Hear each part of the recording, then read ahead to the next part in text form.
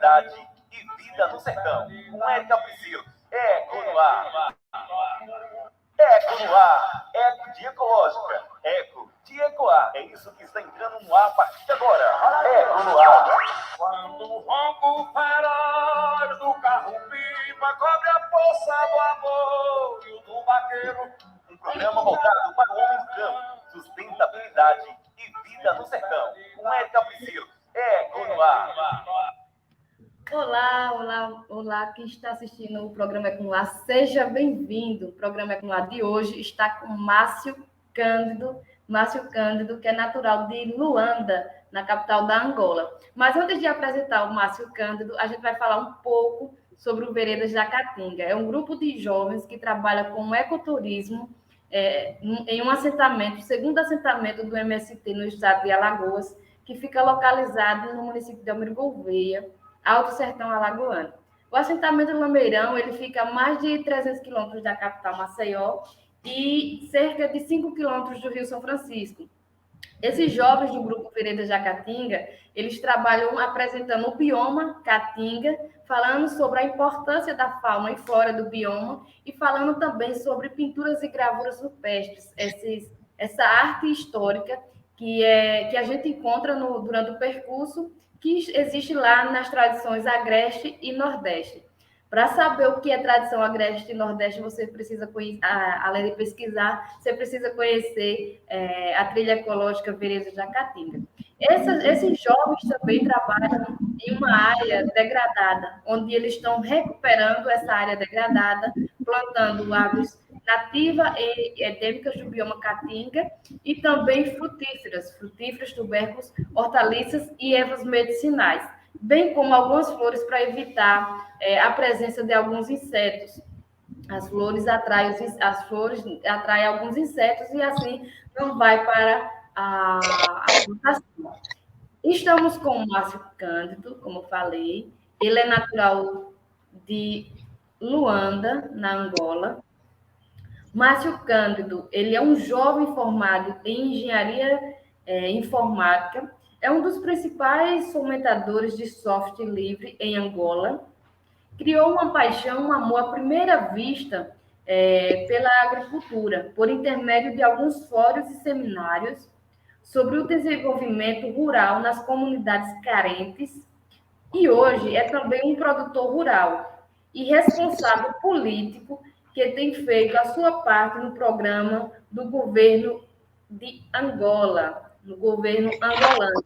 E também é um programa de desenvolvimento local e luta contra a pobreza.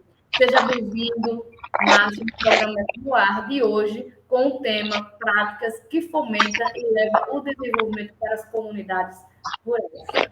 Seja bem-vindo. Obrigado, Priscila.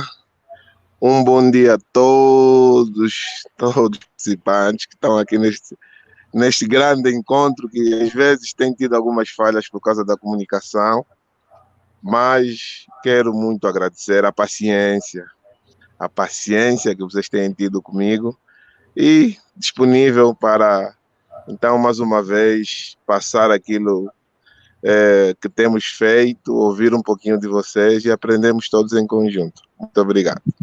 Muito bem. Márcio, você é formado em engenharia informática, né? Como foi? Eu sei que você explica, né, na sua apresentação, eu falo que foi amor à primeira vista pela agricultura, né? Para desenvolver, você participou também de alguns fóruns e alguns seminários. Mas como foi sua ida, sair da informática para a agricultura? Você mudou um pouco a sua vida, né? Não, na verdade não mudei, não é? Tipo assim, este é daqueles amores que dá para levar os dois ao mesmo tempo. Não os outros, mas este pelo menos dá. Eu continuo no mundo da informática, é verdade. Tenho feito essa atividade, mas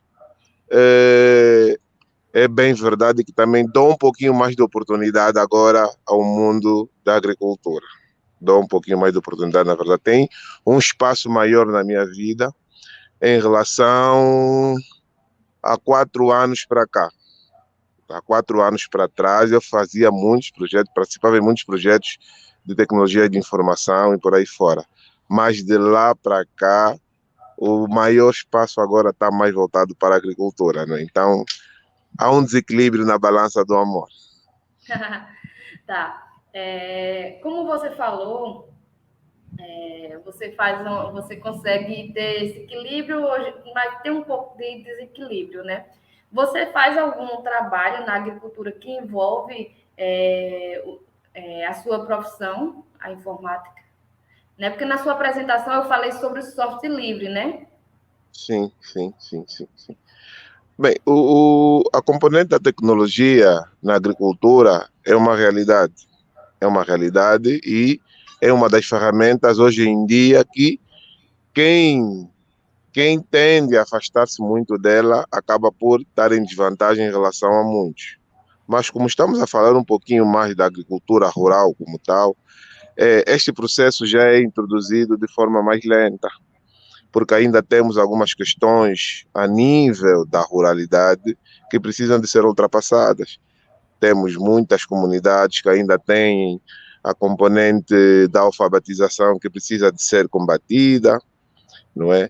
Tem a componente que eu tenho chamado sempre a atenção, que fazermos o esforço de cada vez mais incutir uma nova mentalidade, uma mentalidade diferente.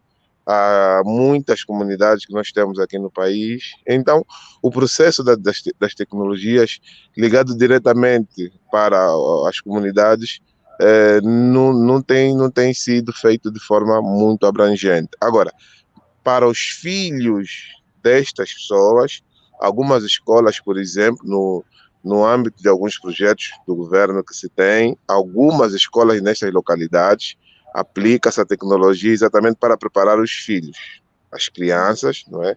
Os laboratórios de informática, onde os filhos vão ter as aulas de informática e por aí fora. Não digo tantas comunidades ainda, das escolas que nós temos construído, já se faz algum trabalho de aplicação de laboratórios de IT para as crianças terem. E aí, nestes laboratórios, digo aqui no meu município, eu falo muito da realidade do meu município, porque muitas das ideias que temos feito é mais fruto do pouquinho daquela experiência que eu tenho. Por exemplo, as escolas que nós implementamos os laboratórios, eu fiz questão que se tenha lá ferramentas de software livre. As ferramentas de software livre, que essas ferramentas normalmente aceleram o processo de alfabetização. Tem um programa muito bom chamado Gcompris. O Gcompris tem também na versão brasileira e por aí fora. É um software que ajuda muito, acelera o processo de alfabetização, porque é associado à alfabetização como tal, associado às tecnologias de informação. Por ser muito atrativo e chamar muito a atenção de quem está a aprender, há aquele processo acelerado de interação, tanto com as tecnologias de informação, quanto com a alfabetização propriamente dita.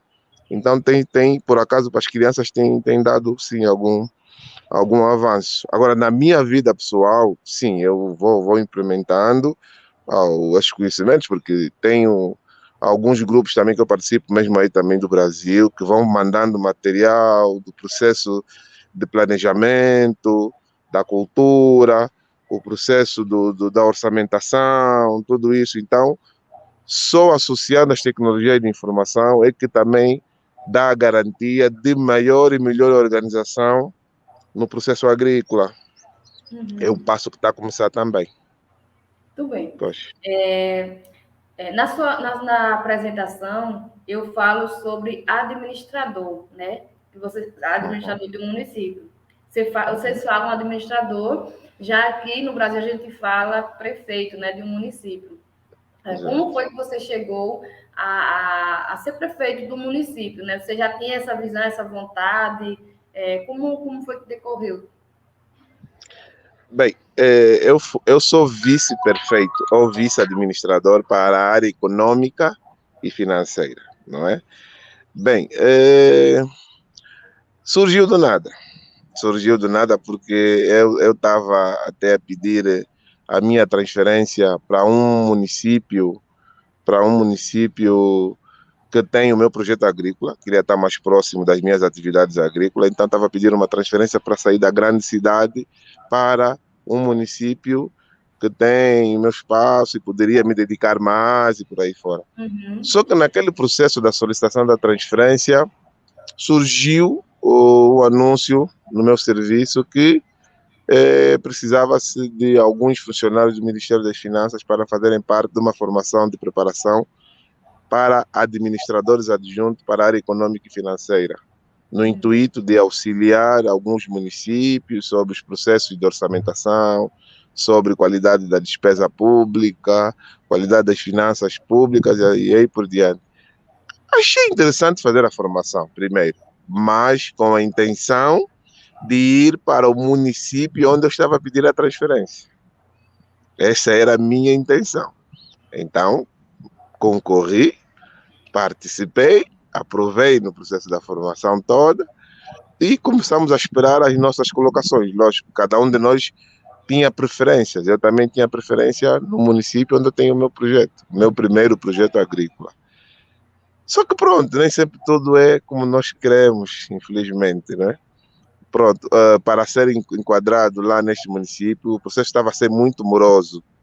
Então, a equipa coordenadora do projeto disse que era melhor ir para um outro município, ou uma outra província, porque as pessoas estavam a demorar. Então, como estava mesmo interessado em entrar nesse desafio, bem doido no início, mas era muito interessante.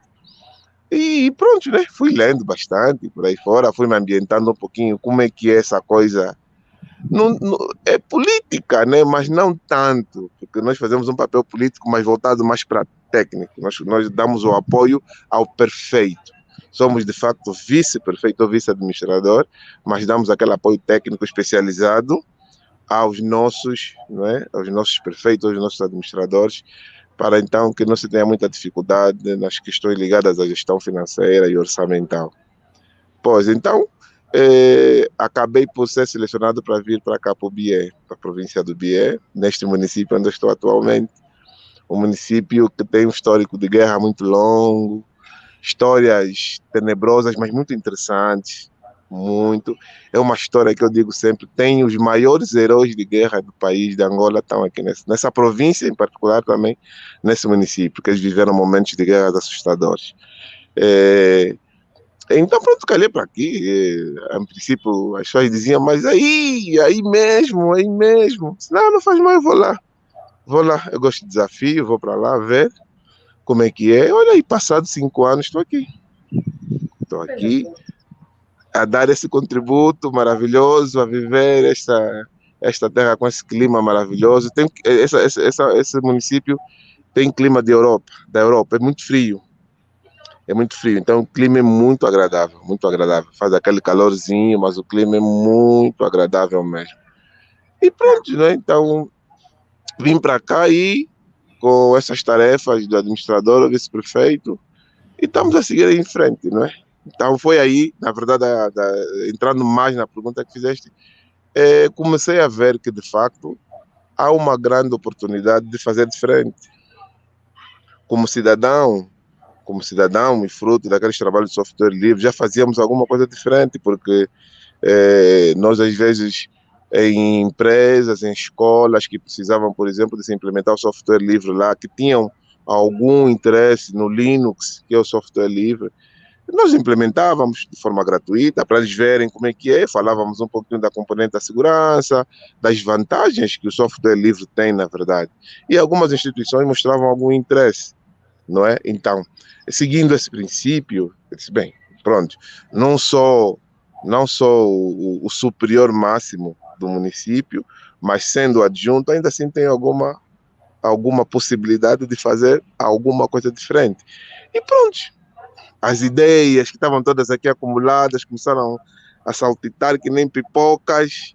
Chegou a hora, não é? Mas embora que, pronto, essa záfama, essa energia toda, às vezes também o chefe lá, o máximo dizia, tá bem, mas vamos devagar, não é assim, tá bem, tá, tem alguns princípios, e pronto, né?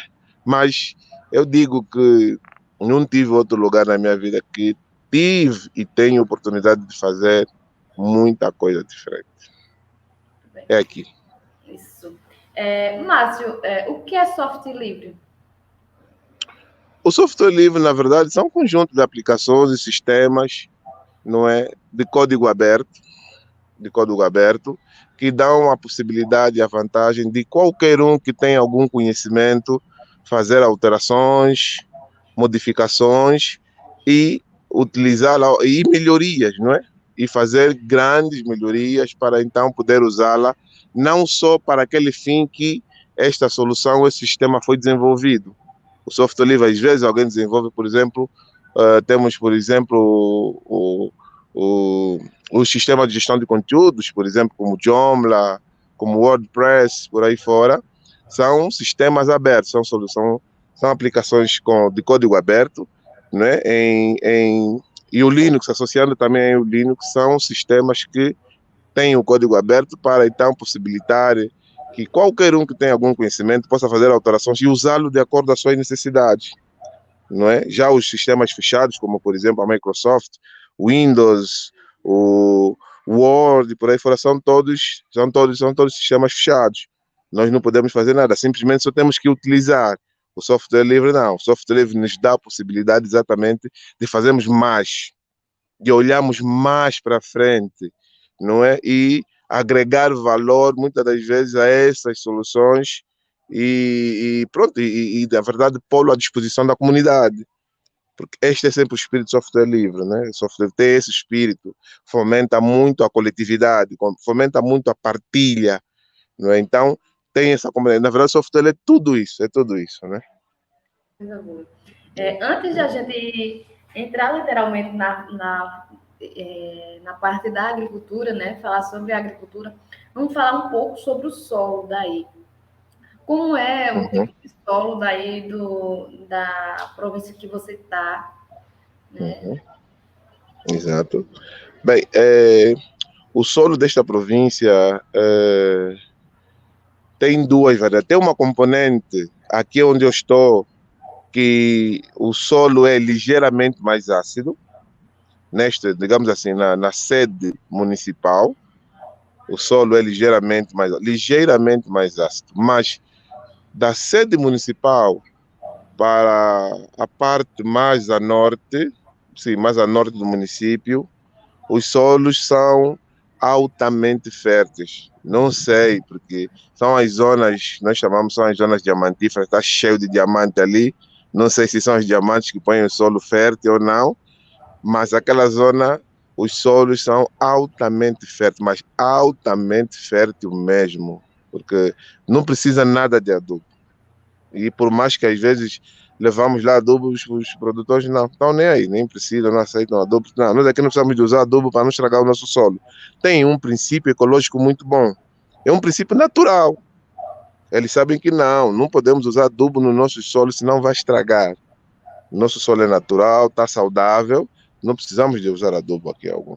E é verdade, porque o outro lado é um dos mais produtivos, não é? Produzem milho, bastante feijão, mandioca, que é uma coisa doida, e sem uso de adubo. Então, aquela zona tem solos mais férteis. Tem essas duas componentes. Tem uma zona mais pequena, que o solo é ligeiramente ácido, mas ainda assim, o feijão aqui não se usa adubo, a soja não se usa adubo, nessa extensão toda, não se usa adubo. Feijão e soja não se usa adubo, produz-se de forma natural. O único produto que se usa adubo normalmente é mais o milho e a batata rena. O resto, quase que não Qual se usa adubo adubo. que vocês usam? É o esterco? Nós sim, não, vamos lá ver. O adubo, nesta zona que é ligeiramente mais ácida, usa-se o adubo químico, que são os NPKs. Você chama o NPK, não é? O NPK, os amônios e as ureias, mas exclusivamente para o milho e a batata rena. Só. Agora, a outra zona não. A outra zona nem sequer usa adubo orgânico, porque não tem necessidade. O solo é tão rico, que ele não tem necessidade de usar nenhum tipo de adubo orgânico. Então, aí não é uma agricultura orgânica, né? Vocês têm uma agricultura parte química e parte orgânica, é isso? Não é totalmente orgânica? Não é totalmente orgânica, não. Certo. Uhum. Quantas famílias trabalham com orgânico? Sabe dizer? Gente, o número dessa zona é elevadíssimo. Passa as 9.000. Que trabalham com Passa. orgânico. Sim, porque é a zona que tem maior densidade populacional. Passa de 9.000, por aí. Passa de 9.000? Passa de 9.000. Que bom. Tá. Bom, tem algumas tecnologias que você implementou, né? Você conheceu aqui no Brasil e levou para aí. Você pode falar quais foram as tecnologias e como foi que você adaptou aí em Olha, Angola? principalmente o sistema de gestão de conteúdo. Eu aí desde 2004, foi quando comecei a ter a interação com o software livre. Na altura era o PHP Nuke, o PHP Nuke, pois, que eu, pronto, acabei por usá-lo muito, principalmente para a componente web, desenvolvimento de páginas web. Sim, até deu para fazer uma grana boa, né? Desenvolver muita página web, deu para faturar alguma coisa, de forma pessoal e também para alguns projetos, algumas instituições, que de forma gratuita eu fazia o desenvolvimento, punha aquilo no ar e eles, pronto, dava a formação sobre a gestão. O sistema de gestão de conteúdo é muito simples de ser usado, não tem muita dificuldade. E o Linux como tal, não é? O Linux como tal foi também que eu tive acesso, tive conhecimento e fomos implementando em algumas escolas, em algumas instituições, só que pronto, na capital de Angola, em Luanda, a aceitação, não é? A aceitação passava na altura, até agora, na verdade, passa pela componente da mudança mesmo de mentalidade. Porque era preciso realizar fóruns e seminários para explicar o que é. As pessoas nunca ouviram falar de Linux. Não faziam a mínima ideia para que aquilo servia. Só em algumas universidades aqui em Angola, sim, que já tinham aula, falavam já dos bancos de dados, do MySQL, falavam do... Estamos a fugir um bocadinho, mas tinha já nas universidades, pronto, eram grandes parceiros da nossa associação, principalmente a Universidade Católica, né? As nossas ações fazíamos muito, interagíamos muito com alguns alunos da Universidade Católica, alguns professores também que faziam parte da nossa associação angolana de software livre, né? Então eles estavam conosco e acabávamos, pronto, era mais o processo de divulgação do Linux, a sua implementação em algumas instituições, não é? Porque fazíamos muito aquela componente da questão da segurança, não é? Dizendo que o Linux, em termos de segurança, poderia ser igual ou em algumas vezes melhor que o Windows e alguns sistemas da Microsoft, e principalmente por causa da componente financeira, não é? Tinha as questões de segurança, como o IP Tables, por exemplo, que podia ser usado para fazer a proteção da rede de dados, né, na internet, e era só ter algum conhecimento para poder fazer a sua implementação, não é? E o Ministério das Finanças naquela altura, por exemplo, o Ministério das Finanças de Angola, naquela altura, tinha mais de 59% ou mesmo 60% de toda a sua tecnologia era Linux, era toda software livre. Naquela altura, sim, era tudo software livre. Trabalhava na base mesmo do sistema Oracle, por aí fora, mas toda a base do sistema era Linux, né? Então, foi um pouquinho nessa. No sistema de gestão de conteúdo, que fazíamos algumas implementações, eu pessoalmente fazia implementações em algumas empresas, em algumas instituições, e também o Linux. Eram sistemas que nós trabalhávamos muito. Agora, o Serpo, acredito que era o Serpo, tinha um portal, que era o portal... Esse portal tinha muitas soluções desenvolvidas em software livre. E nós sempre tentávamos ver alguma que se adapte à nossa realidade de Angola. Né? Tinha muitas, exatamente. Então, tirávamos alguma, levávamos o pessoal sentado na parte de desenvolvimento, só que na altura tínhamos pouquíssimas pessoas ainda que dominavam bem, por exemplo, o PHP, que era uma das bases de desenvolvimento de muitos sistemas abertos que tinha na altura nesse portal, o portal aí no Brasil, a base de dados MySQL, né? Pronto. Nós ficávamos um pouquinho em desvantagem aqui em Angola, porque a divulgação era recente e tinha pouquíssimas pessoas que tinham domínio, pouquíssimas mesmo.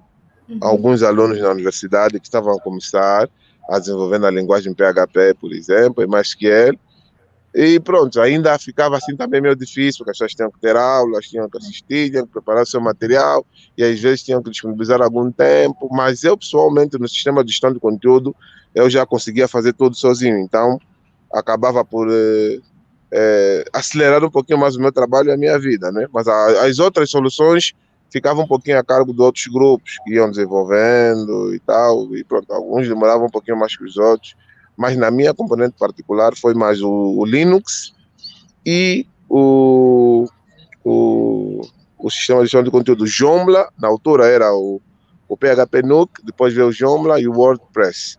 Agora, este sistema que eu falei que implementamos nas escolas, também foi uma solução que depois tive conhecimento e achei muito interessante implementá-la em algumas escolas, que é o Gcompris. O Gcompris tinha toda a componente educativa para as escolas. Tinha jogos de matemática, tinha língua portuguesa, tinha geografia, tinha história, mas tudo desenvolvido à base de jogos. E eu, por acaso, implementei, criei uma ideia, um projetinho, apresentei numa escola, na reunião dos pais, e também funcionou. Funcionou e dei durante um tempinho lá, e fizemos a aquisição de alguns computadores e instalamos o jogo. Aquilo era uma maravilha também, funcionou lindamente. Coisa boa. E trazendo para a agricultura, tecnologias tipo, você conheceu, já em uma conversa, né, que a gente já teve, você conheceu o sisteminha da Embrapa, né, que é uma tecnologia que tem aqui no Brasil, que foi desenvolvida por Luiz Guilherme, que é da Embrapa. Você conheceu essa tecnologia, né, essa ecotecnologia, e você levou para a sua província, você levou para a comunidade que você mora. Como foi você levar essa tecnologia para aí? Como foi que você chegou a conhecer essa tecnologia e levar para a sua realidade? E como foi a reação dos seus das pessoas que moram aí a receber esse sisteminha? Bem, o sisteminha, na verdade, conheci por intermédio do professor Luiz Guilherme, a quem eu mando um extensivo abraço. Nunca mais falamos, eu também tenho estado muito ocupado. Mas eu na altura estava a pesquisar um outro projeto, só que o nome me falha. Ele tinha quase a mesma característica do sisteminha, só não tinha a componente do tanque de peixe. Ele tinha bem, era o sistema de agricultura em circo, que todas as soluções giravam em volta. Tinha a capoeira das galinhas, tinha os coelhos. Mas olha, nem mais. O Mandala tem esse assim, o sistema Mandala e o sistema Paz. Exatamente, é mesmo este. É exatamente isso. Pois, na altura estava a ler muito sobre esta solução, esta ideia nesse projeto, e estava a discutir com os técnicos da agricultura daqui do município. Estava a passar uma formação, um seminário sobre o que é, fiz apresentações, que seria também uma solução boa para começarmos a divulgar nas comunidades, já que temos as escolas de campo. Então aproveitaríamos as escolas de campo para primeiro divulgar, explicar às pessoas o que é, como é, e quais são as vantagens, e depois então associamos essa ideia aos projetos do governo, não é? No âmbito do projeto do combate à pobreza, então aos poucos implementado em algumas aldeias, mas no processo da pesquisa apareceu o sisteminha. Sepa, vou ler um bocadinho sobre isso. Fui lendo, sepa, acabou por ser um pouquinho mais simplificado. Acabou por ser um pouquinho mais simplificado e também mais ligado até esse processo da agricultura rural e por aí fora, a sustentabilidade. Então, pronto, mandei o e-mail ao professor Luís. Em alguns dias ele respondeu, foi explicando, fizemos algumas videoconferências, depois ele mandou o material todo, como é que é e tal.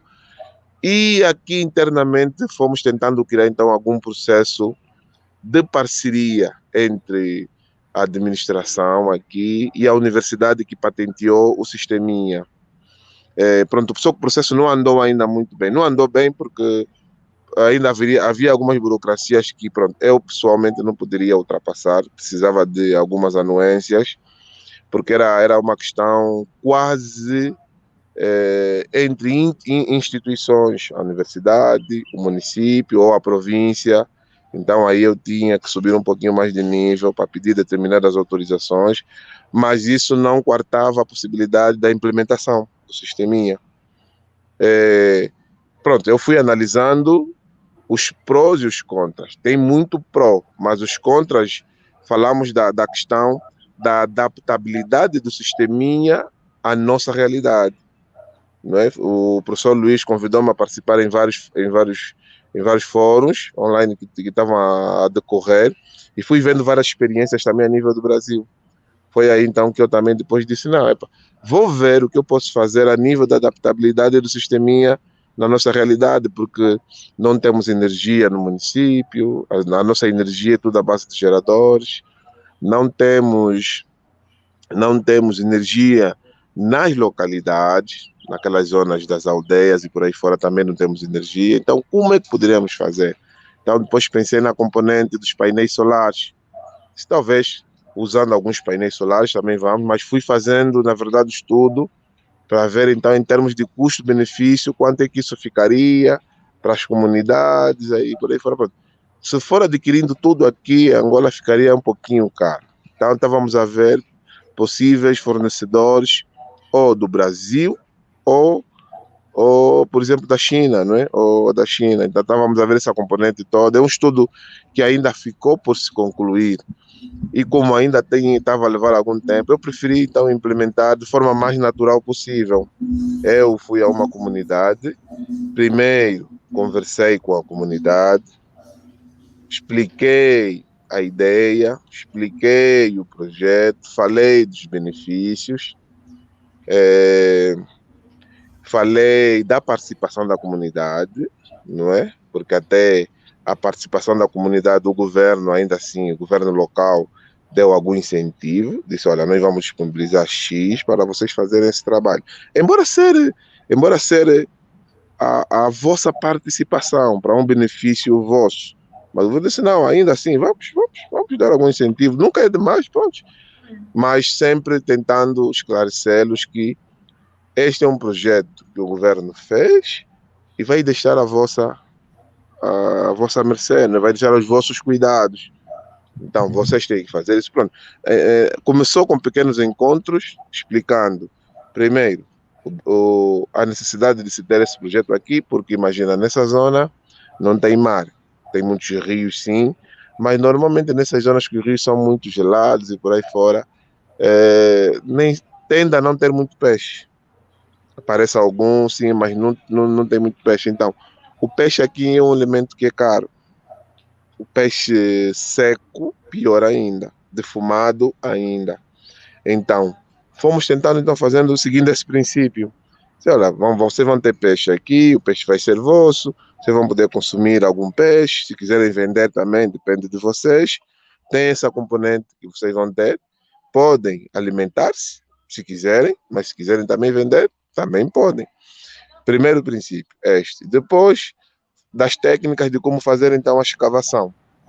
Não é? De como fazer a escavação, explicando as regras que os tanques têm que ter X, 1 metro e meio de profundidade, que tem que ter, porque são os tanques cavados. Nós não fizemos os tanques seguindo o princípio do sisteminha, que, não é? Que temos que fazer aqueles tanques, uns podem fazer os de betão, os outros que no princípio até era de papelão, com os troncos, aquela coisa toda. Pois, então não seguimos esse princípio natural do sisteminha. aproveitamos aquilo que existe de natural naquela localidade. Nós tínhamos a declividade ao nosso favor, a água vinha por gravidade, então fizemos os tanques seguindo um pouquinho o princípio da gravidade, usando as regras todas da escavação dos tanques. Depois, criamos a entrada natural da água, porque a água vinha limpinha, vinha de uma fonte, de uma nascente, e depois criamos a saída da água. O sisteminha usa a reutilização da água. Nós, como não tínhamos tanta necessidade de usar a reutilização, porque na verdade a água entrava limpa e saía limpa, quase, porque a água não ficava nem um dia lá parada, a água entrava limpa, ela está a entrar, está a sair, mantinha o tanque cheio, não é? Então entrava. O que tentamos aproveitar era aquela água do fundo que continha os dejetos dos peixes, como tinha uma horta lá mais na parte mais baixa dos tanques, ligamos mangueiras. Ligamos mangueiras, né, como se fosse a tubagem, mas nós ligamos mangueira que é mais flexível, que podemos movê-la de um lado para o outro. Então, ligamos as mangueiras, lá mesmo no fundo, e é aquela mangueira que tirava aquela água com os dejetos, que nós então usávamos para regar as hortícolas que eles tinham na parte mais baixa. Aquilo também vinha tudo por gravidade. Vinha tudo por gravidade e usavam. Punham lá, tinha cenoura, tinha couve, tinha repolho, e eles sempre não regavam todos os dias, né? Regavam de 2 em 2 dias também, e aproveitavam tirar. Quer dizer que, pronto, o tanque não tinha aquela necessidade toda de limpeza, como, por exemplo, o sisteminha tem, que tem essa preocupação, porque a água, de certa forma, tinha circulação, sim senhora, mas pela quantidade de peixe, o tanque, a parte baixa, a parte funda do tanque estava já com muito dejeto, não é? Então tinha aquela componente. Eu vi em alguns fóruns que outras pessoas fizeram exatamente isso. Ligaram uma tubagem lá para o fundo, mandaram água diretamente para as suas hortas. Eu disse, não, vou fazer também desse jeito. Mas em vez de usar a tubagem, vou usar uma mangueira que eu posso ir para o lado direito, ir para o lado esquerdo, e a água continua a sair. Não tem nenhuma dor de cabeça. Não é? Então, então, seguimos exatamente esse princípio. Era muita água ali. Não havia também riscos assim, tipo, embora aqui eram poucos tanques na altura, nós fizemos 3 tanques no início, depois aumentamos para 9, depois ficou 12. São 12 tanques. Depois começamos a fazer tanques cada vez maiores. Fizemos tanques, no início eram 2 por 4, depois fizemos 6 por 8, depois fizemos 6 por 12. Tanques enormes mesmo, tanques enormes, E pronto, então, como aqui nesta zona do Bié é mais frio, os peixes normalmente, em vez de cumprirem o tempo normal das zonas quentes, que é de 3 meses, máximo 4, aqui eles faziam 6 meses. Faziam 6 meses. Diga? Quais os peixes? Quais são os peixes? Tilápia. A tilápia fazia 3 meses. Mas faziam 6 meses. Mas te digo, depois de 6 meses tu tens um peixão enorme e saborosíssimo. Imagino. Por quê? Acredito que aqui, por causa do frio, eles depois mudavam de cor, ficavam mais brancos. Eles vinham todos, né, todos pretinhos assim e tal, mas depois ficavam todos brancos, com as camas todas branquinhas e tal. Era mas muito gostoso. E até no ato de lançamento, o governador da província veio cá, demos o peixe, ele provou, e sempre que ele vem fazer visita aqui, a primeira coisa que ele pergunta, tem peixe? Eu quero peixe, Daniela, eu quero peixe, quero peixinho grelhado e tal. Ele pergunta sempre. Ele estará cá na próxima sexta-feira e com certeza absoluta que a primeira coisa que ele vai perguntar é o peixe. Assim tenho que ir lá para a comunidade para comprar o peixe. Bom, a gente comentou, né, em nossas conversas, que aí não tinha energia. Eu não lembro se a conversa seria na província que você, no sítio que você estava, ou se é aí na província que você mora. que não tem energia. Eu imaginei que a adaptação do sisteminha era exatamente por isso, por não ter energia, mas a adaptação era utilizando a gravidade da água, né?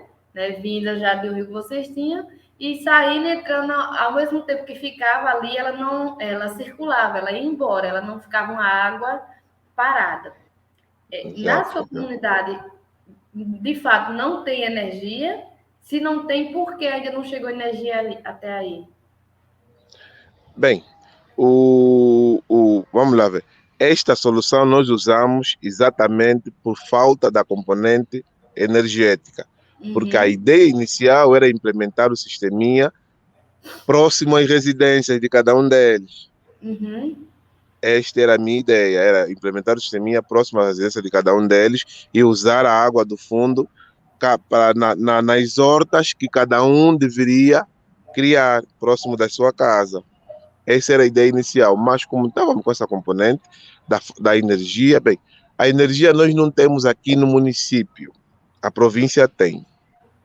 A província tem, pois, então, a energia não temos aqui no meu município, não temos a energia da rede nacional.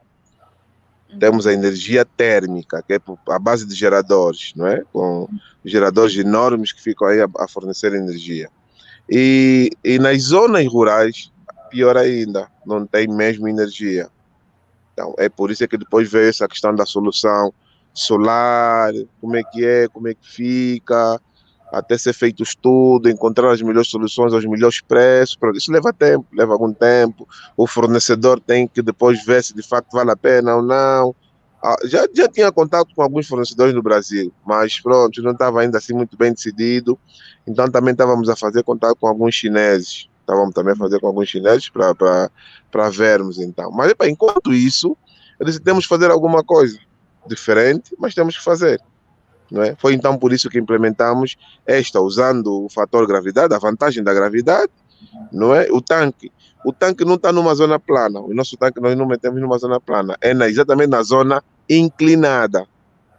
Metemos numa zona ligeiramente inclinada. Então fizemos os tanques, os nossos tanques não estão inclinados, fizemos os tanques planos na zona inclinada.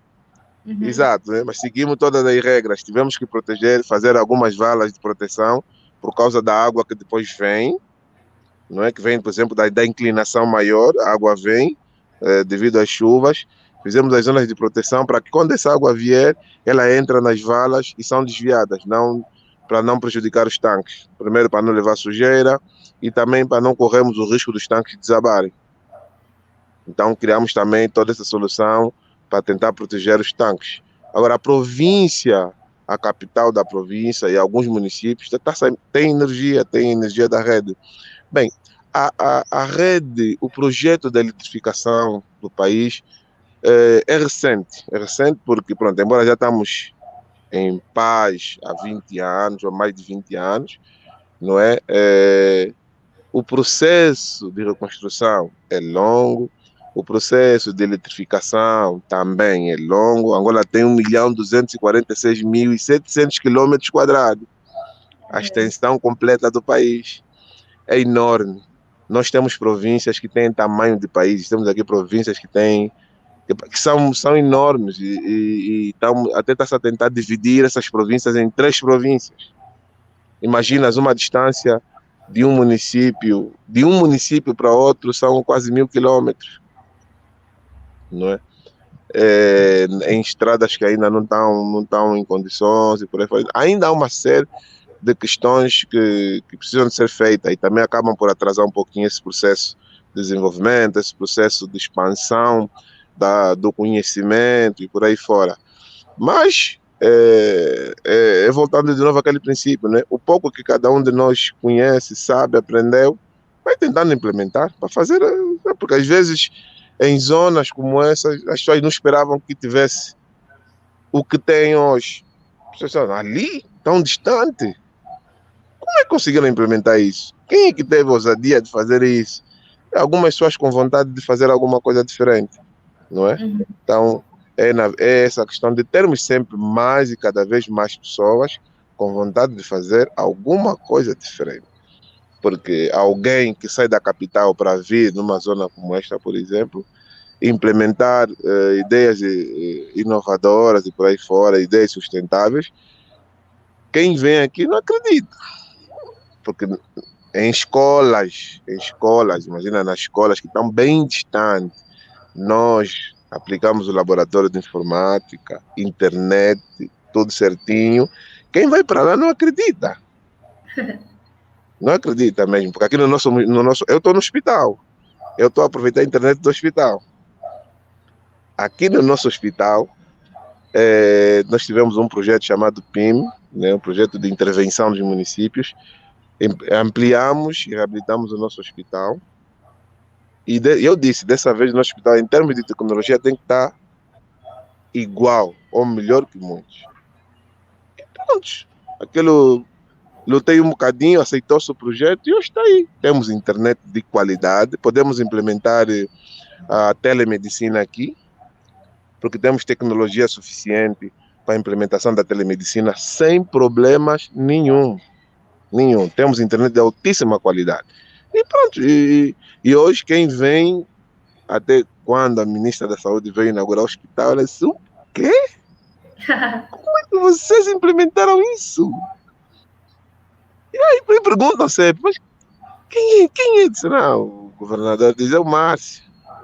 É a área dele, o Márcio gosta de implementar isso, é o Márcio. E pronto, e está aí, dizemos. Coisa boa. É tão bom ouvir tudo isso. E voltando mais uma vez para o desenvolvimento, né, a fomentação, né, o fomenta os trabalhos que vocês fazem, as práticas que você faz que fomenta as comunidades rurais. Tem alguma outra ação, alguma outra tecnologia voltada para a agricultura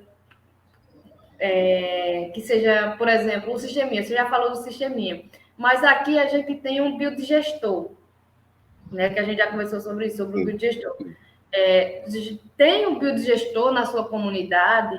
Eu sei que quando a gente faz o biodigestor, ele tem várias funções, né? A gente pega o biodigestor, tanto usa o churume que sai dele, né, nas plantas, mas aí, no caso, o solo de vocês são bastante ricos em nutrientes.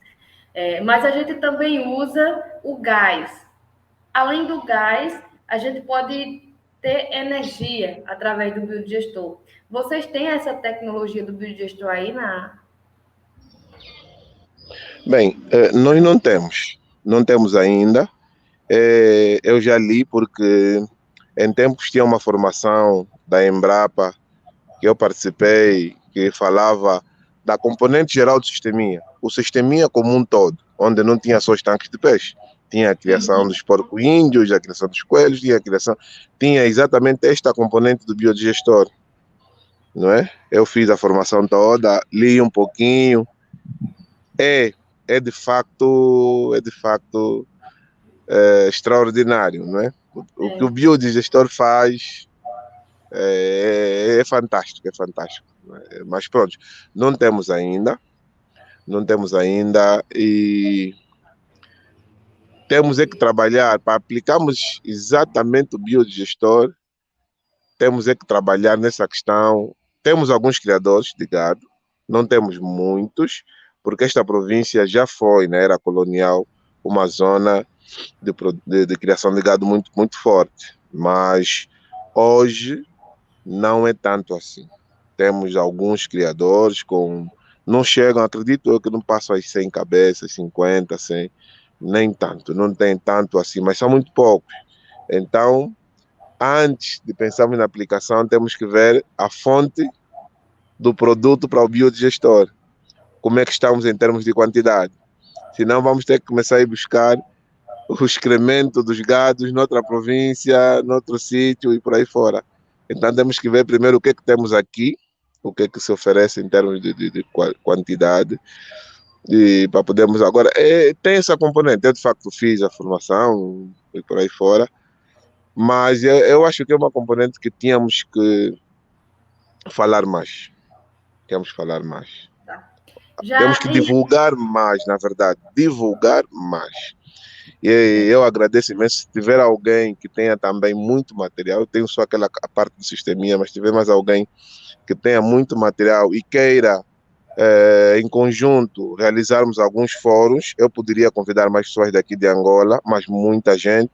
Poderia também provocar algumas universidades próximas aqui, nas províncias vizinhas, para falarmos primeiro, debatermos primeiro, procurar solução em função da nossa realidade e depois então vermos com algumas instituições, normalmente dão algum apoio, talvez das Nações Unidas, e depois então ver também na base do governo, não é? Eu, por exemplo, porque é uma componente que parte muito de ideias pessoais, privadas e por aí fora, não propriamente do governo. Então é preciso ser bem fundamentada, não é bem fundamentada, para poder termos então a sua inscrição, porque esse programa do combate à pobreza não vai acabar agora, é longo, e provavelmente mais alguma discussão. Podemos então inserir primeiro o fomento, a divulgação e o fomento. Normalmente se trata sempre de fomentar, queremos fomentar a utilização do biodigestor, mas a quem? O que essas pessoas têm em termos de conhecimento? O que elas têm? Tem alguma possibilidade da implementação? O material para a implementação do biodigestor?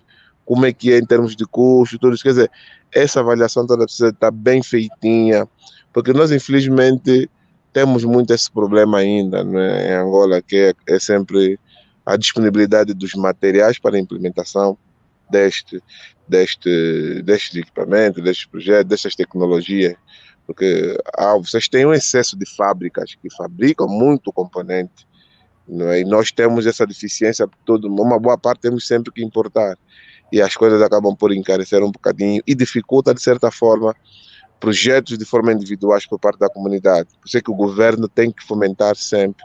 O governo tem que fazer sempre um esforço de fomentar, às vezes o governo até tem que aplicar e disponibilizar para a comunidade, que é algo até que em outras paragens a comunidade de forma individual faz, implementa. Então, não temos ainda, mas eu sei as grandes vantagens e é preciso ainda trabalhar no fomento da utilização dessa tecnologia. Aqui no Brasil tem um grande profissional que desenvolve, que tem inúmeros sistemas biodigestor que foi desenvolvido, que foi implantado por ele. Com certeza ele vai estar assistindo essa live.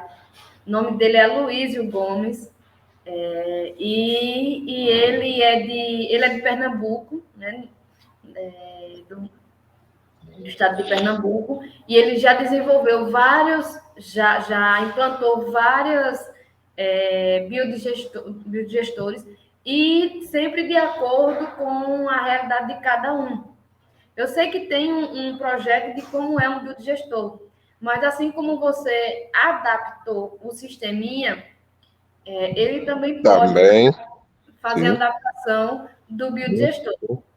A gente vai fazer essa ponte, né? Vou passar o contato dele para você. Vocês vão conversando aí de como fazer essa adaptação do gestor. E se ele se encaixa aí sem precisar de uma adaptação, tá? O Aloysio, com certeza, ele vai estar assistindo essa live. E é a pessoa que eu super indico para você entrar em contato, conversar, para desenvolver o biodigestor aí, porque além de gás, além de biofertilizante, ele desenvolve a energia que vocês podem estar utilizando, tá? Exatamente, sim. Bom, é isso mesmo. Trazendo agora para a parte dos insetos, né? Dos insetos que são importantíssimos para a agricultura, que são as abelhas, né? Vocês têm a criação de abelhas aí? Como é que vocês criam? Se vocês criam, vocês vendem o mel? Se vocês não criam, se vocês têm vontade de ter elas, até porque as abelhas têm um papel importantíssimo na agricultura, porque é ela que faz a grande parte da polinização. Quem faz é as abelhas, né? São esses insetos importantíssimos para o meio ambiente. Vocês têm elas aí? Bem, eu até digo em forma de brincadeira que nós temos abelhas por excesso. Imagina, aqui por baixo das pontes tem muita abelha e tem mel. Tem vezes que as pessoas não conseguem passar pela ponte, porque elas ficam aí todas aí, fazer uma confusão tremenda na ponte. Quem está a passar com o carro tem que subir os vidros e tal, e por aí fora. Só tem aquelas vezes que elas saem, ou em vez de estarem a voar, pronto, elas ficam ali aos montes na estrada. É aí a parte triste, que depois os carros passam e acabam por pisar e tal. Pois, tem essa parte triste e é difícil porque por mais que vais tentar tirá-las daí, esquece. Esquece que elas são bem ingratinhas quando tu vais tentar ajudá-las. Dão-te umas picadas e não vale a pena. Bem, temos muita abelha, não criamos ainda, não temos essa cultura de criação de abelha, é verdade, da seleção das abelhas, os tipos de abelha, por exemplo, as abelhas com ferrão, as abelhas não, mas eu acredito, como disse anteriormente, que temos uma parceria com uma universidade na província do Ambo, onde tem um professor cubano. Ele estará cá no município para dar uma formação sobre apicultura e vamos falar um pouquinho sobre essa questão e provavelmente eu vou depois ver com a equipa da agricultura se será possível, até fazermos uma live para trocarmos algumas ideias, darei um sinal, convocas aí o pessoal também para falarmos um pouquinho, porque será uma formação bem extensiva sobre apicultura. No quesito de produção de mel, esta província e mais uma, chama-se província do Mochico, são as maiores produtoras. Daquilo que eu conheço, são as maiores produtoras de mel de Angola. Principalmente a província do Mochico. Tem muito mel, mas muito mel mesmo. Eu normalmente, quando vou em visita à minha província, eu levo sempre bidões de 25 litros. Bidões de 25 litros, enormes mesmo. Levo vários e pronto, vou oferecendo às pessoas, porque na capital o mel é ouro, né? É tudo, o mel que vem lá na capital é tudo daquelas garrafinhas todas bonitas, XPTO, cheias de frescura e tal, que já tiraram toda aquela componente saudável do mel, não é? E pronto, mas quando vêm essas garrafonas enormes, cheias de mel, com as abelhas lá dentro e tal, todo mundo fica doido. Ah, não, eu também quero. E porque sabem que de fato é o mel mais saudável. Sabem que é o mel mais saudável, então todo mundo vem sempre atrás. E depois nós temos aqui vários, temos por exemplo o mel dos eucaliptos, que é o que tem um produtor que as abelhas só põem nos eucaliptos, as colmeias todas só põem nos eucaliptos, então o mel dele só vem mesmo de eucaliptos. Tem um outro na província do Mochico também que tem o mel de uma planta medicinal muito boa, o mel é muito solicitado, né? Mas aqui em particular no meu município temos muito mel, muito mesmo, temos muito mel. A província nem se fala, falo só do meu município, mas a província do Bié produz muito mel. Tem muito hidromel gostoso, que é uma coisa doida. Eu imagino. Deu água na boca. Sobre as comunidades rurais daí, quais são... eles trabalham com a agrofloresta, não sei se você já ouviu falar no termo agrofloresta, se eles trabalham com a monocultura ou se eles trabalham com a policultura.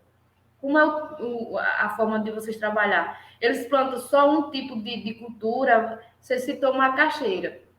Tem agricultor que só planta macaxeira, no terreno dele não planta mais nenhum outro cultivo, ou eles plantam em conjunto? A maioria é tudo monocultura. Todo mundo é monocultura, porque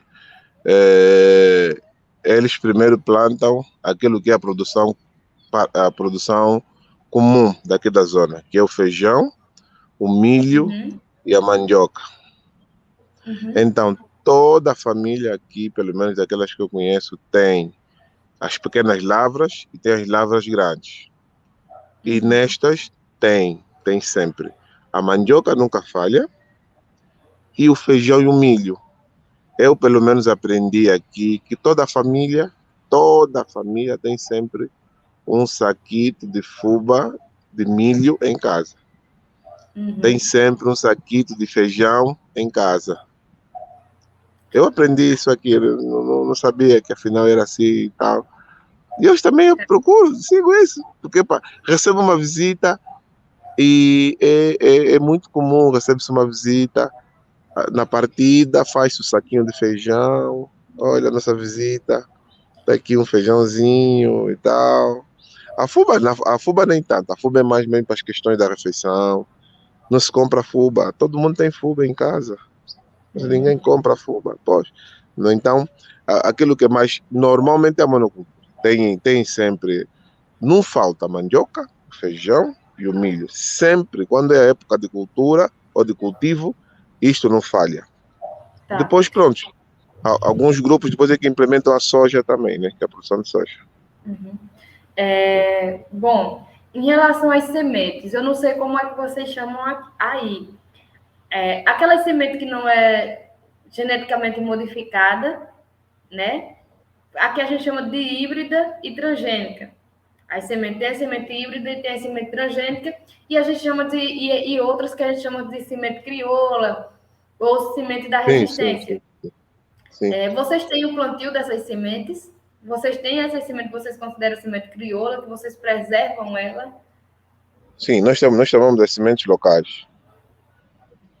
São as sementes locais, que nós chamamos, são aquelas sementes que já estão adaptadas aqui ao clima, crescem com mais Sim. facilidade, embora elas levam mais tempo, mas elas não falham, elas garantem produção. Então nós temos Então, essas sementes que são. Uhum. aí vocês têm bancos de semente, dessas sementes, ou cada um que guarda suas sementes em casa? Cada um guarda as suas sementes em casa. Os bancos estamos a criar agora. Tem projetos novos, está-se a criar agora os bancos de semente. Na verdade, estes bancos vão servir para os dois fatores, venda e conservação. Muito bem. Já em relação à agricultura, aí vocês trabalham com a agricultura familiar? A agricultura familiar em Angola é a base da sustentação de todo o país. 90% da produção em Angola vem da agricultura familiar. Acho que na apresentação passada, a Priscila disse que tem alguém que disse que é o agronegócio supera, que o agronegócio, ele está redondamente enganado. Acredito, talvez aquilo era alguma publicidade de marketing para conseguir alguma coisa ou para desmotivar alguém. Mas eu acho que ele não faz a mínima ideia da força que a agricultura familiar tem em países, principalmente nos países africanos, e ainda assim eu tenho quase certeza que também no Brasil a agricultura familiar tem muita força. Agora, é bem verdade que ele provavelmente está mais ligado ao grupo do agronegócio e por aí fora, mas uma coisa é certa, a agricultura familiar tem aquela componente que, se nós educarmos bem os nossos agricultores rurais a melhor conservar, melhor condicionar os alimentos, quando ele sai do solo, naquele processo de lavagem, de higienização, o produto da agricultura familiar tem muito mais qualidade do que do agronegócio. Atenção que o agronegócio é todo rápido, é voltado para o comércio. Eu sei que tem alguns países que hoje no agronegócio também estão a tentar implementar muita técnica orgânica para ver se produzem mais, mas temos que ser honestos, o agronegócio é rápido. E o que é rápido nós já sabemos como é que é, né? O que é que entra aí. Então eu acho que ele não estava fazendo muito bem ideia daquilo que ele estava dizendo.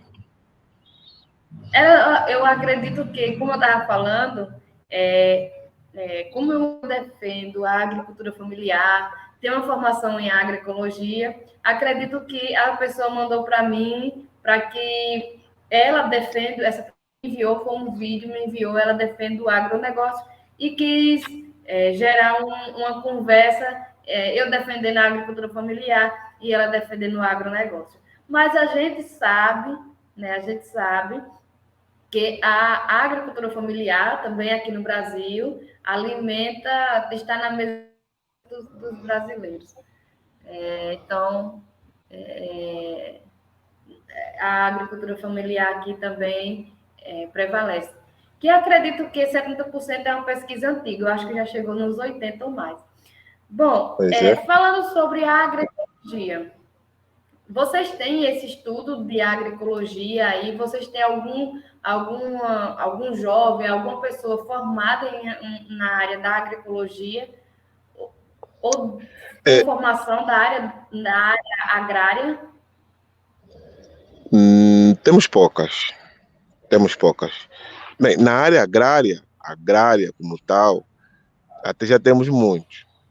A área agrária como tal, né? Porque nós temos aqui escolas técnicas de agricultura, onde a principal formação é produção vegetal e produção animal, não é? Agora, se for associando com a ecologia, devido àquelas questões do ambiente e por aí fora, são poucos, mas tem grupos muito fortes. Que trabalham muito mais na capital, não é? Porque em termos de poluição, a capital é que está e precisa sempre daquele apoio e tal. Mas tem grupos muito fortes. Há uma organização, depois mando-te o nome, está-me a fugir um pouco, que trabalha um pouco nessa questão do ambiente em particular, que é uma jovem que é presidente dessa organização e tem feito um trabalho espetacular. Já é embaixadora da ONU para essa questão do ambiente, é conselheira, faz parte do Conselho da República, é conselheira do Presidente da República nessa componente do ambiente, porque também o Presidente da República está empenhado um pouquinho nessa questão do ambiente e tal. Pronto, falando um pouquinho, né, da agro, mas a ecologia como tal, essas questões ecológicas ligadas ao ambiente e por aí fora, há um grupo muito pequeno, mas muito forte mesmo, que tem sempre uma palavra a dizer em relação a estas questões. Agora, a componente agrária, não, temos muitos técnicos já. Muito bem.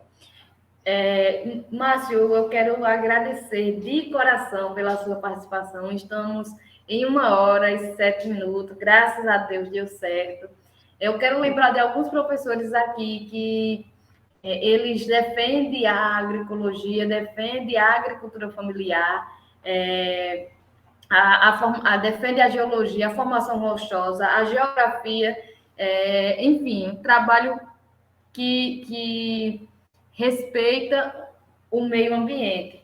A professora Regla, o professor Bijagô, o professor José Roberto, não apenas professores que estão dentro da academia, mas técnicos agrícolas que estão passando o seu conhecimento, né, que são professores populares, que são professores que passam seu conhecimento, pessoas que passam o conhecimento no dia a dia, que é o Aloysio Gomes, Marcos Gomes, quem mais está aqui, que deixaram suas mensagens, né, na outra live, mas com certeza vou estar assistindo aqui, o professor Jacques, que é professor com formação nas abelhas, que é apaixonado pelas abelhas, a professora Eva Vilma, quem mais? Vários professores que estão aqui, a professora Vanuzi, que é a primeira professora formada em agroecologia na Universidade Federal de Alagoas, foi da primeira turma de agroecologia do Nordeste brasileiro, foi na Paraíba. Então, várias pessoas que estão engajadas na agroecologia, na agricultura familiar. O professor e pesquisador João Gomes, da Embrapa, que está trabalhando com sementes crioulas. Eu adoro a Embrapa. Que está trabalhando com sementes crioulas. O professor e pesquisador João Roberto, que está trabalhando em comunidades rurais, falando sobre patrimônio ambiental. A pesquisadora Ruth, que está falando sobre patrimônio cultural em comunidades rurais, entre outros. Vou citar alguns estudantes que sempre estão presentes no programa É Com Ar, assistindo, deixando seu comentário, né, e sempre apoiando a agricultura familiar, a agricultura familiar, e também trazendo práticas, não apenas falando, mas desenvolvendo na prática alguns sistemas. Zenade, Raimunda Pereira, quem mais? Tem Jadialdo, que ele é estudante de engenharia florestal, mas é formado em agropecuária, sempre está aqui dando dicas. Em breve será entrevistado aqui no programa Eco no Ar.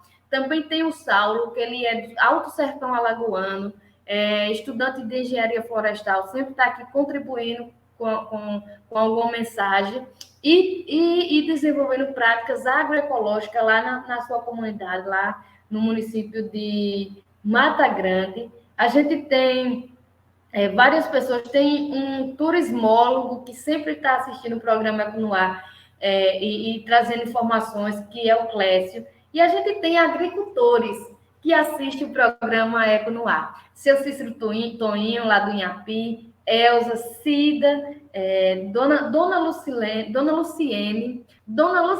que é daqui do município de Branquinha, também está assistindo o programa Eco no Ar. Minha mãe, Maria Rosângela, que já esteve aqui no programa Eco no Ar, eu entrevistando ela. Rosana, que é minha tia, que é formada em técnica em agroecologia, agora está fazendo a graduação em História. Messias, minha avó, Dona Lourdes, são pessoas que sempre estão ligadas no programa Eco no Ar. Outros agricultores, como Silvânia do Lameirão, Zé Manuel do Lameirão, que é seu esposo, Cazuza, um dos fundadores do MST de Alagoas, Marrom, que esteve também e está em defesa dos movimentos sociais, nas comunidades rurais e também na cidade. Quem mais? Cícero Rogério. São pessoas que estão ligadas no programa Eco no Ar. Márcio, de coração, agradeço pela sua participação. Seja bem-vindo sempre ao programa Eco no Ar. Sempre que estiver quando estiver no Brasil, espero lhe conhecer pessoalmente, apresentar um pouco da minha comunidade, que é o assentamento Lameirão, mostrar o nosso solo, que é um solo da Caatinga. É um solo raso, mas é um solo produtivo, um solo super fértil, um solo riquíssimo, que as pessoas não conhecem, e por não conhecer, acaba tendo um preconceito e falando mal sobre o solo do bioma Caatinga por ser raso, mas é um solo muito, muito produtivo, e espero que você venha aqui conhecer o trabalho do Grupo Veredas da Caatinga. Além de trabalhar com turismo, a gente trabalha com recuperação de uma área degradada, onde a gente planta árvores do bioma Caatinga, junto com vários outros cultivos que é da agricultura. Muito, muito obrigada pela sua participação no programa Eco no Ar. Obrigado, Priscila. Na verdade, eu que agradeço mais uma vez pela persistência e pela paciência, não é? Tendo em conta as dificuldades de tecnologia que tivemos, mas sempre que nos sacrificamos e os resultados são sempre bons, não é? Então, vale sempre a pena ter alguma paciência para podermos, na verdade, obter aquilo que são os resultados, os resultados das ideias, dos projetos e por aí fora. Eu agradeço imenso também, de coração, essa paciência, e vou divulgar mais, porque alguns colegas estiveram a participar, não é só o Edson, mas teve outros que depois entraram quando passaste o link.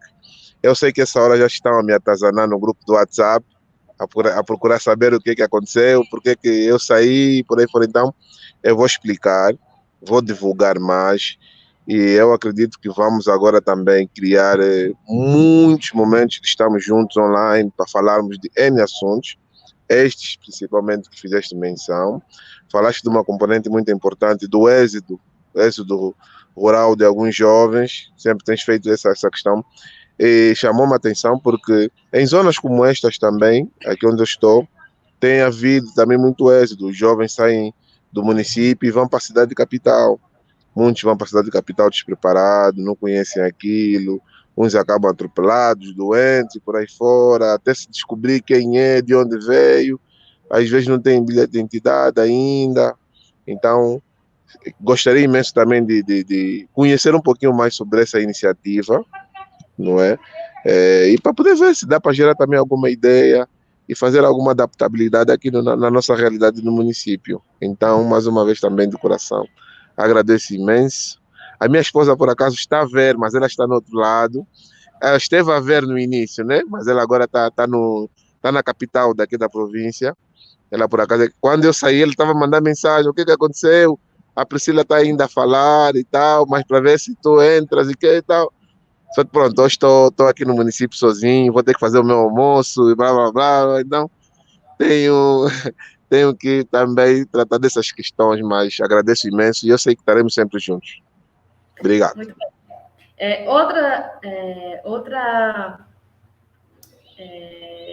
Outra pessoa que está sempre ligada no programa Eco no Ar é Laísa Vitória, que ela está formando agora em Direito, mas tem uma paixão para questões agrárias, para o meio rural. Inclusive, ela fala também sobre a agroecologia. É isso, eu quero agradecer pela sua participação, por todos que estão assistindo nesse momento o programa Eco no Ar. Peço a você que está assistindo que você possa se inscrever no canal, compartilhar o programa com o Márcio Cândido, essa entrevista que foi importantíssima para o desenvolvimento rural, para as pessoas que estão assistindo conhecer, praticar algumas práticas dele, né? E também divulgar o programa Eco no Ar. Peça aos seus amigos, Márcio, que passem a se inscrever no canal, a sua esposa, né? E compartilhar a entrevista de hoje, não só essa, mas as outras que tem no programa Eco no Ar. Muito, muito obrigada. Agradecer a todas as pessoas que estão assistindo, agradecer a Deus por mais um programa. Até o próximo programa, se Deus quiser. E um bom dia a todos. Até mais. Tchau, Márcio. Obrigado. Um abração. Tchau. Tamo junto. Tchau. Tchau, tchau.